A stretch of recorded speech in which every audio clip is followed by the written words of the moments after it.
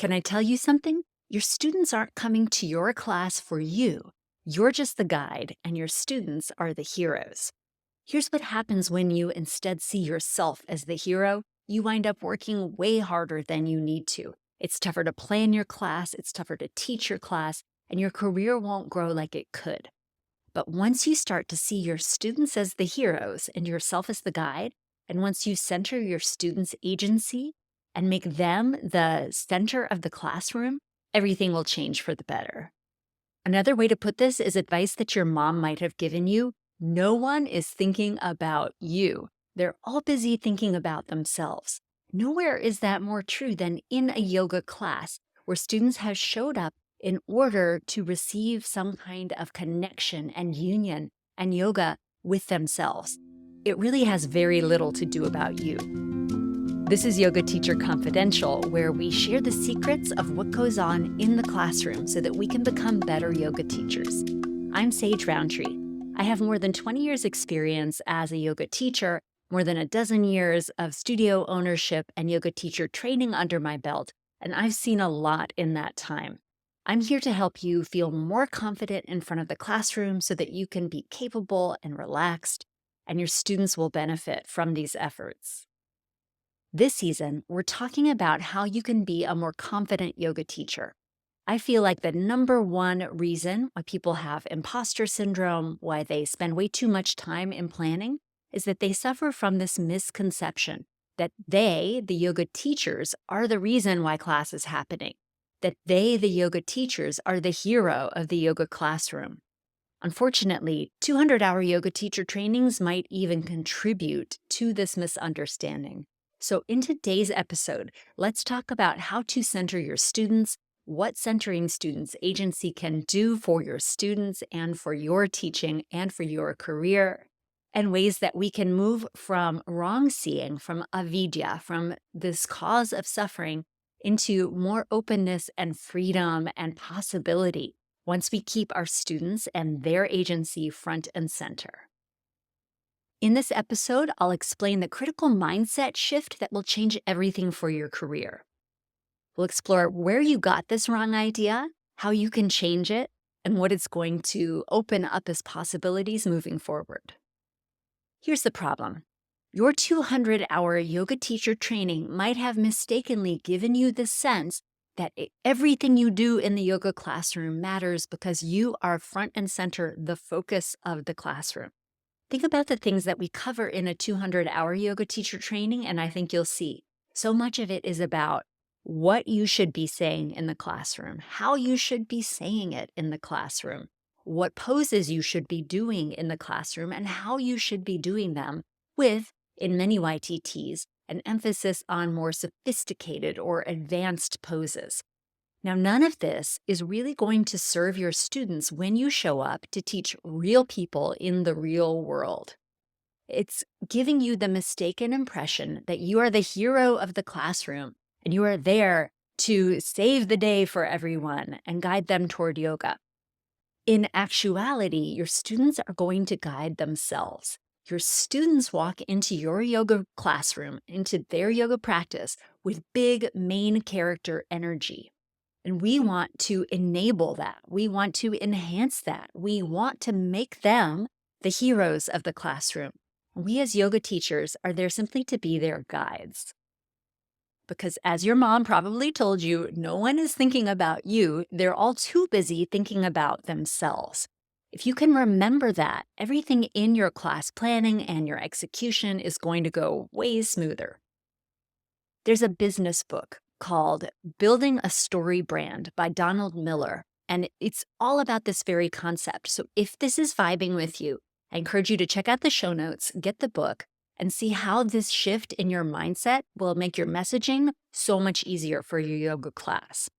Let's think about guides versus heroes. The classic example, and this comes right from Building a Story Brand, is Luke Skywalker and Obi-Wan Kenobi. So often as yoga teachers, we feel like we are the hero, that we are the Luke Skywalker, when really we're Obi-Wan, or maybe we're Yoda. And we're simply there to guide the hero as the hero figures it out for themselves.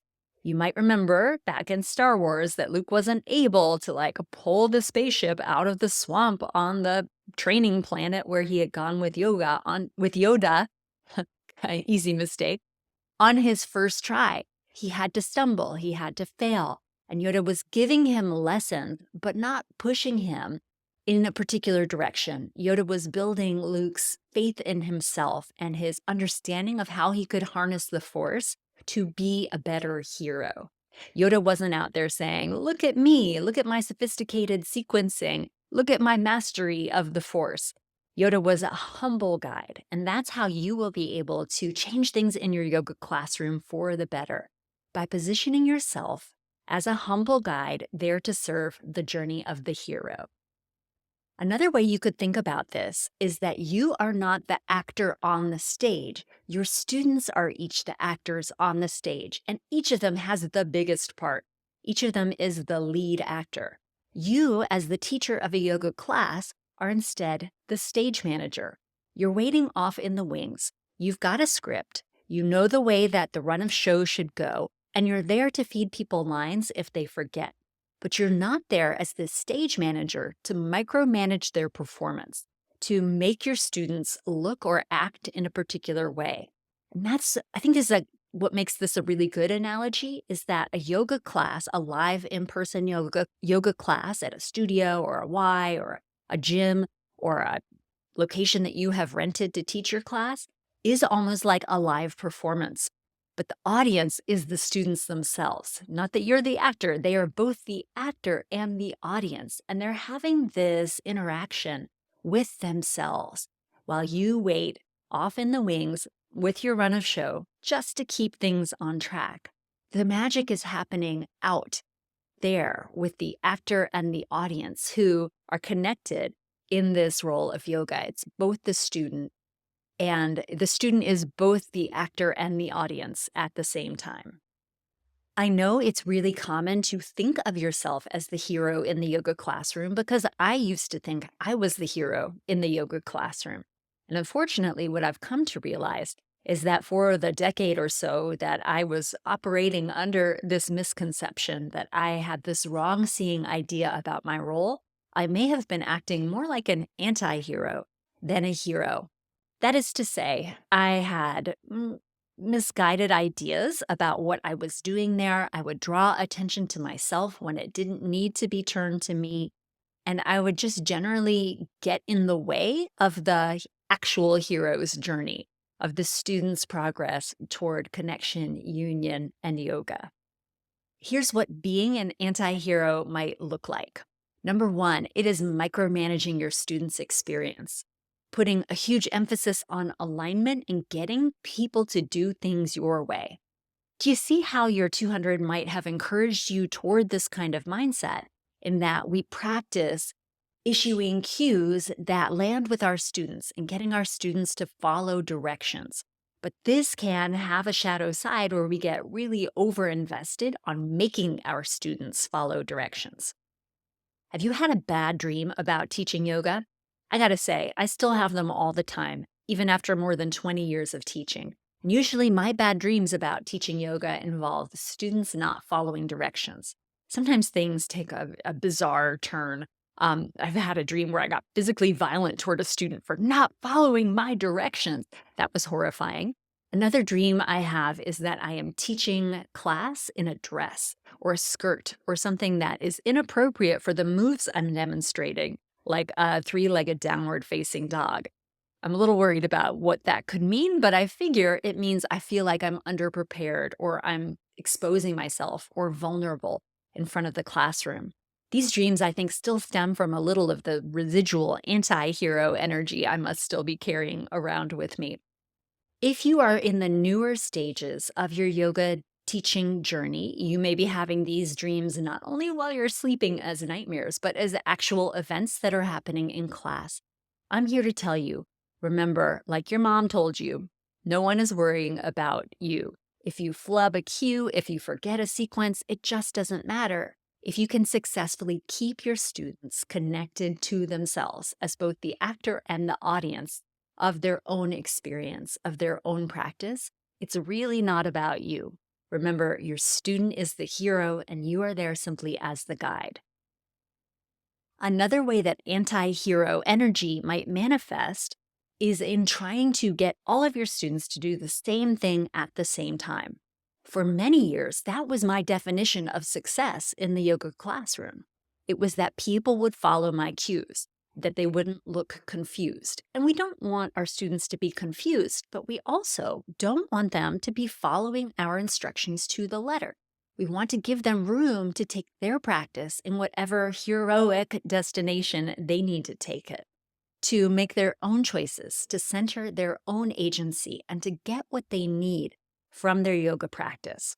So while for the first 10 years or so of teaching yoga, I figured I needed to look out in the room and see all of my students doing exactly what I said in precisely the order in which I cued it, with their fingers aligned just so and their arms and shoulders aligned just so.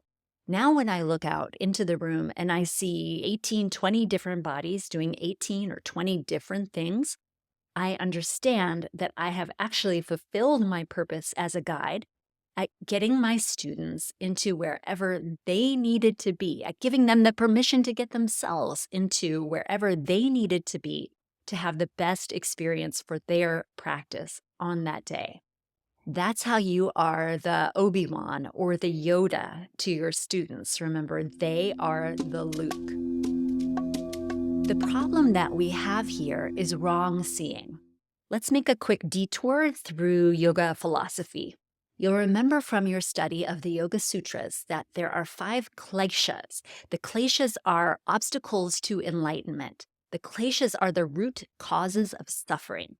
And while there are 5 of them, there's one that is kind of the klesha, the uber klesha, the umbrella klesha. It's avidya. Is a negative prefix, it means not, and vidya is a cognate for vision. So avidya is wrong seeing, it's misconception, it's improperly understanding. What we're doing when we try to center ourselves in front of the yoga classroom as the teacher is wrong seeing our role, is thinking that we're the hero or even acting as an anti-hero instead of being the guide to the students. Once we, through our practice, come to see the truth of things as they are, once we get clear seeing, then we can serve our students to our maximum ability. And a whole bunch of really wonderful things start to happen. You will fast track your students' progress.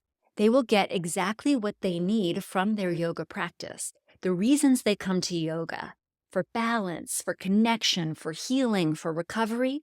All of that will happen faster when you support them instead of trying to insert yourself too much into the process of yoga. When you see your role clearly, you'll have way less emphasis on alignment. Now, depending on the school of yoga that you have studied in, the style of yoga that you are teaching, you might still cleave to some alignment rules, or you might start to understand you don't have X-ray vision. And you can't see exactly how your students' bones operate at the joints. You don't understand the lived experience of being in your student's body. Once you can accept that and be okay with that you don't yet have all these CD superpowers where you do have X-ray vision, then you can start to think, oh, maybe these alignment rules are just kind of passed down, not willy-nilly. They may have worked for some body that isn't necessarily a 21st century body at some point in the past, but they may not be directly relevant to each of these heroes that I have in front of me. Each of these heroes that I have in front of me in the yoga classroom has their own unique journey and gets to make their own unique decisions and to figure things out through trial and error, what is best for their own unique bodies, all along the course of the practice. Then you have so much less to memorize and so much less to say to distract your students from their inner experience. You get to let them do the practice of yoga with a whole lot less talking and a lot fewer cues about alignment. When you're cueing alignment less, you then don't need to think so much about anatomy, which can be really overwhelming for you, especially in the first few years of your yoga teaching. Since we recognize that each student has a unique set of experiences and a unique way of being in their body moment to moment, breath to breath, we trust our students to make decisions that work for them. And we don't micromanage their alignment. We don't over obsess about their anatomy. To that end, we don't see our role as yoga teachers to be the hero and fix things. Y'all, that's way beyond your scope of practice as a yoga teacher. Even if you are a physical therapist, a nurse practitioner, a medical doctor, you aren't teaching your yoga class in those roles, wearing those hats. If you were, you'd be paid really differently. And you probably wouldn't be working in a group setting. It would be a one-on-one setting. In the context of a yoga class, we're there to guide, not to correct, not to prescribe, not to treat. We are simply offering suggestions for our students to choose from and letting them then figure things out for themselves. I'll link in the show notes a wonderful essay by a lawyer named Gary Kasaya, who explains that once you have asked at the start of class whether people have injuries, you are then responsible. You have a duty of care for making sure that they don't exacerbate their injuries. That's not something that you need to be taking on. It's way beyond your scope of practice as a yoga teacher. So let's drop that. That's one less thing to think about in class. It's freeing up some extra energy, and it's in service of putting our students' agency front and center. It's not your job to fix them. It's not your job to control them. It's simply your job to remind them of the power that they already have, just like Yoda reminded Luke of the force that was already within him. Similarly, when we center our students, when we trust our students' agency, we then have much less need to control them with manual assists. Again, in the first few years of your teaching experience, of your teaching career, you may feel like, oh, I need to do it all. I need to do creative sequencing, and I need to do metaphorical cueing and sophisticated themes in my class. And I definitely need to walk around and put my hands on every student. Wrong.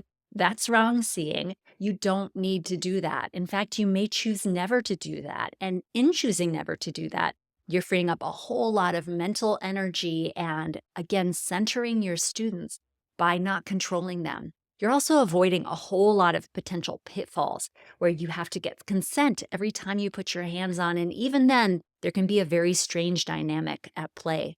So once we center our students, once we see them as the heroes, we don't need to put our hands on. We let them do what they need to do and guide themselves into the poses. We're not there to do it for them. Just like Yoda kind of like lived in Luke's imagination, but he wasn't physically present with Luke on the plane into the center of the Death Star.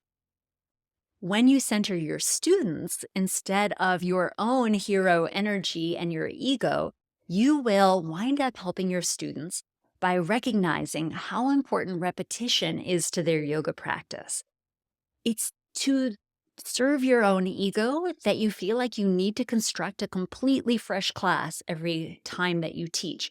That is not the best way for your students to learn. Your students need repetition. They need familiarity. They need to see things several times before they start to feel their way into the best expression of the poses for themselves. If you're fortunate enough to have a student come back to class with you, it's because they liked what you did the last class that they had with you. It's because they want more of the same. They don't want it to be a completely fresh and new experience every time. If you can remember that your students are the heroes and you are simply the guide, you will see the benefit of repetition and you will serve your students with a foundation of consistency in their practice that's going to serve them so much more over time than you trying to entertain or prove yourself to yourself by making things exciting and fresh every time. When you center your students and make your sequences more simple and more repetitive, you're going to save yourself so much mental energy. You won't have to spend hours memorizing the moves. You already know the moves. It's like building a capsule wardrobe. You've got the same basics that you're going to wear day in and day out, and you're simply changing things out just a little bit with accessories. You've got the closet full of, say, black t-shirts and jeans, and you know you're always wearing black t-shirts and jeans. You can dress it up or down. You can go for a different wash of your jeans, for a different fit of your t-shirt. But at its heart, your class will have the same consistency as a capsule wardrobe might.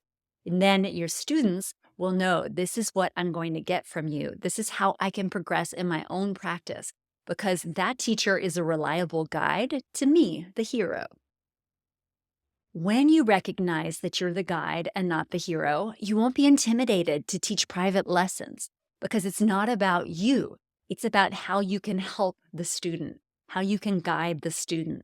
The same thing goes for yoga workshops, which can be such a powerful way for you to help your students solve real life problems with yoga. You get to go a little bit deeper in a workshop, and in that workshop, you get to serve the hero as the guide instead of making it all about yourself. You could even teach online once you are centering your students' agency and realizing that it's not about you, because you don't have to be physically present to control your students, to micromanage your students, to impose your anti-hero energy on your students. When your students come first, when they are the heroes and you're simply the guide, the whole world of teaching opens up to you in fantastic new ways that will help your students more directly. When you center your students and see that you are the guide and not the hero, you'll need to demo less in your in-person classes, which means that you will be saving yourself some energy and you will be able to help your students even better because you won't be showing things all the time. You'll get to look at them and see how their journey is progressing. When you center your students as the heroes and position yourself as the guide, your marketing comes so much easier. Your messaging becomes clear because it's not about you. It's about the students. It's about the benefits that they will receive when they go all in on their yoga practice. It makes it so much easier to invite people to your class because you get excited about the benefits that they are going to receive.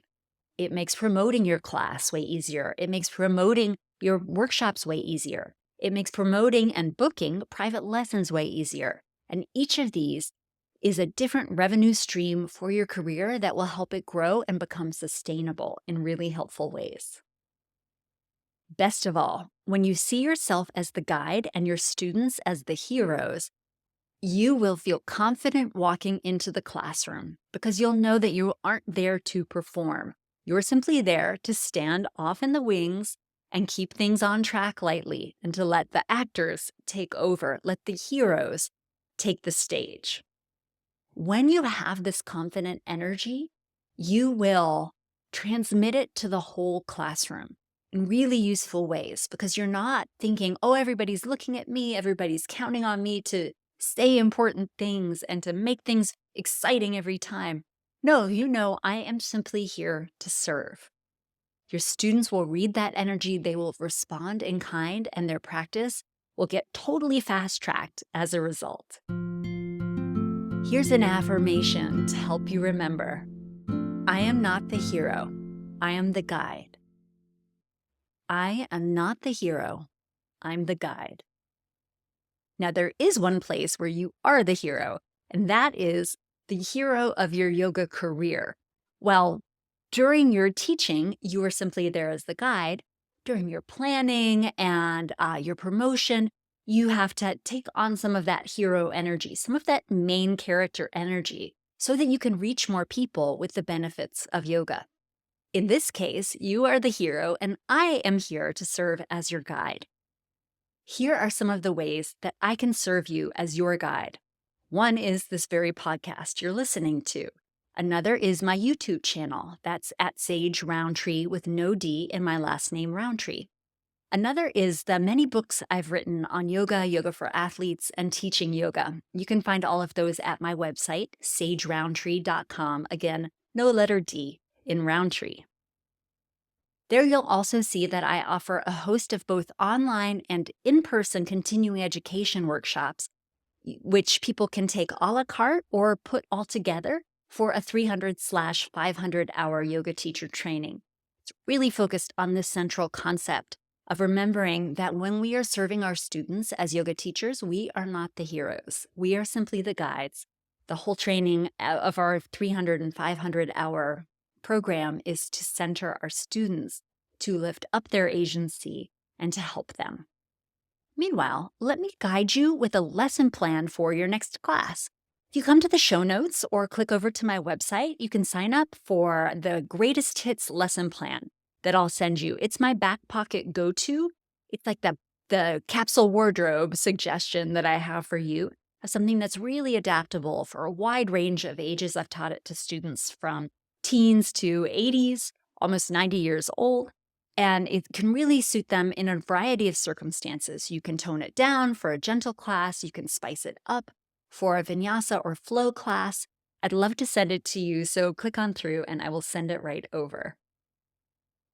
Thank you so much for listening. You are a hero to me. I'm very grateful for your attention. I'd love for you to tell your friends about this podcast, to leave a rating and review, and I really look forward to connecting with you. Remember, all season long, we're looking at ways to build your confidence in class. See you next time.